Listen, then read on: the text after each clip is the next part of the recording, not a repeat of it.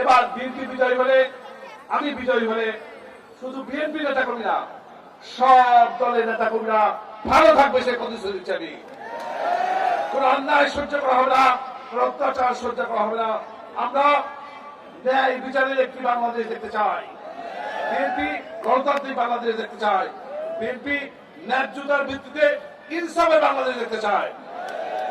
প্রিয় ভাইরা, কথা বলবো না, আপনারা 2 দিন কাজ করে বিএনপিকে বিজয়ী করবেন ইনশাআল্লাহ। আর আমরা প্রত্যাশা করছি 12 তারিখের নির্বাচনে বিএনপি আসলে বিজয় হবে। 12 তারিখ রাতে 4 পরের ইতিহাসে আমরা ইনশাআল্লাহ সর্ববৃহৎ বিজয় মিছিল করব। আল্লাহ, ইতিহাসের সবচেয়ে বড় মিছিল বিজয় মিছিল হবে।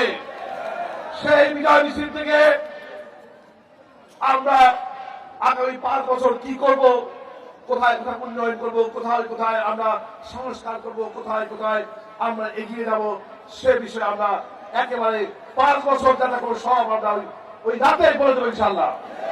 সেখানে আমার মা বোনরা, সকল শ্রেণী পেশার মানুষ আমরা এক হয়ে দীর্ঘদিন আমরা কষ্ট করেছি, অনেক অত্যাচার সহ্য করেছি, নিপীড়ন সহ্য করেছি, অনেক জেল জুলুম কেটেছি। ইনশাআল্লাহ 12 তারিখ শুরু হবে আমাদের ভালো দিন। 12 তারিখ শুরু হবে চাঁদপুর, ভাঙড়া, ফরিদপুরের মানুষের জন্য শুভ দিন শুরু হবে ইনশাআল্লাহ। সেই শুভ দিনের প্রত্যাশায় সবাইকে একসাথে নিয়ে আমরা সব দল মত, সকল ধর্ম, মুসলমান না, মুসলমান, হিন্দু, বৌদ্ধ, খ্রিস্টান, সব ধর্মের মানুষ, বিএনপি সহ সকল দলের মানুষ আমরা একসাথে সম অধিকার নিয়ে আমরা এগিয়ে যাব। আমাদেরকে কেউ রুখতে পারবে না ইনশাআল্লাহ।